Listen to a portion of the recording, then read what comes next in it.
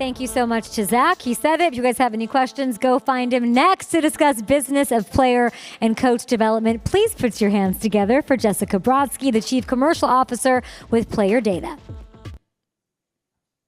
Woohoo! Sorry for interrupting that very cool video, especially things blowing up. That's a tough thing to follow, but I will try. I am going to get into it, but I have spent a lot of time building businesses. I've exited a few myself, and I've been around a lot of big tech leaders. And they all obsess over one question: what do people hire you for? And I work for a company called Player Data now. People hire us, clubs hire us to help them with development, with this next stage of development. How do they quantify it? How do they scale it when they have limited coaches?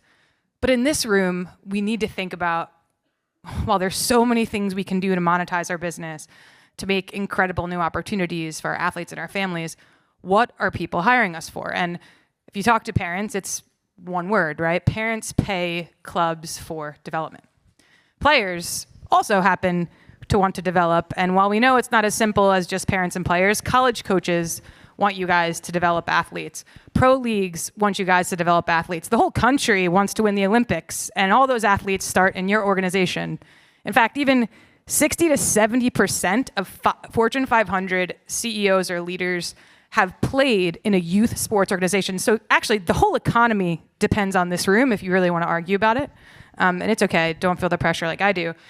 But at the end of the day, development needs to be the core product. And so I'm not an expert. I went around to a bunch of experts to talk about, what is development, and everybody had different thoughts. But I actually thought Becky Bonner, she's the head of player development at Orlando Magic, she defined it really well. Helping players maximize a potential or a career in sports using a holistic, individualized approach, then assign metrics to measure and track. And there's some really cool things about this definition. It's definitely holistic, right? It's about developing a player and a person. That's the pro leagues, the NCAA athletes, but it's also the next generation of leaders that are going to lead our country, our big businesses, our economy. They're going to be at Excel KKR being a partner and creating new innovations like league apps. They're going to be on the front line. And so we at Player Data work with 2,000 clubs. We're across 25 countries, 14 different sports, most of the ones represented in this room. And what we found is the top clubs, they're thinking about development completely differently. They think about development. It's not about wins. It's not about losses. It's not about recruiting. They actually use practice and games as tools for development. And I was in a soccer talk earlier, and Luis from the MLS was saying there might be a game that's 2-1. But it's not really about the score. It's about how are the players who are playing, and are they ready for the next level? Are they ready to do what you're trying to develop them for? And so each of these organizations, they actually follow a very similar pattern. It's a 4-step pattern. One, they set a goal, and this comes from the very top. It's the folks in this room. It's the leaders. It's what do the athletes you have to develop? How do they have to be? Go talk to your customers, meaning that could be college coaches, that could be colleges and universities if you're just developing leaders, that could be anything. What are they looking for? What types of players? Are they fast? Are they strong? Is it leadership capabilities? Then you need to set a standard and build structure behind it. The people who carry out that standard in clubs is coaches. They're the most important thing to everybody in this room. So you have to train them, check in with them. How do they set up a training session to meet your goals? How do they structure that? Third, all of these clubs measure it.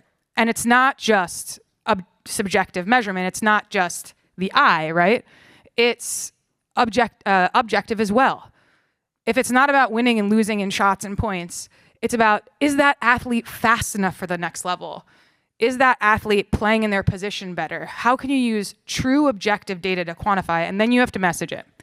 This is not just to players and parents on how they're developing or what they can be, what the next level is, but this is to college coaches too. We had a recent client who a university came to them, hadn't seen a highlight reel at all.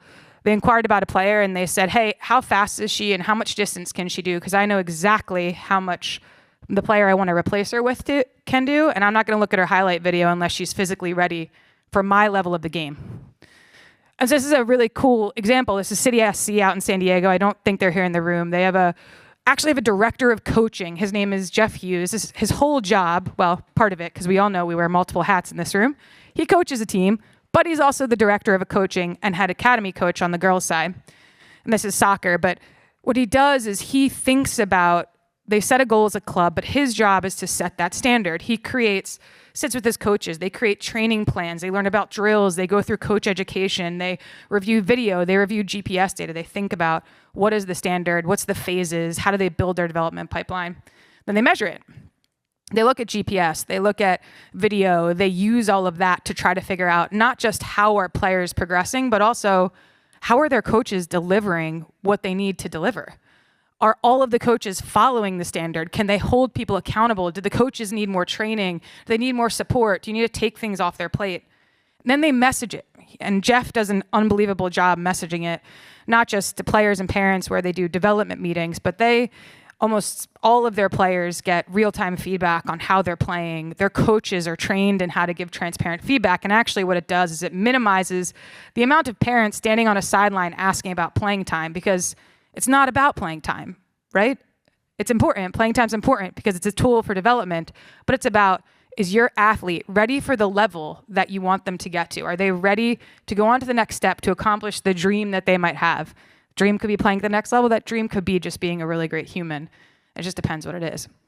And City SC is a really, really good example of a club, but this has been done at the professional level. We do it with the Houston Astros, Philadelphia Union, and City SC is just one youth club. More and more of these top youth clubs around the country are working with us to do things like this. Penn Fusion, Rochester, baseball clubs, basketball clubs. I can't think of them all now, but there are people doing this today. And the cool part about this is it's not a crazy amount of effort.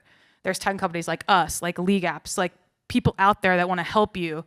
AI is going to help us do this. But at the end of the day, the most important thing to take away from me is always obsess over that question. What do people hire you for? Development is all of our product. It's mine as well. If you treat it with care, if you put data behind it, if you hold people accountable, if you use it for storytelling, the wins will come, the college scholarships will come, everything will come, success will come, not just for you, but for your players, your parents, and it'll take all of the businesses to the next level. Thanks.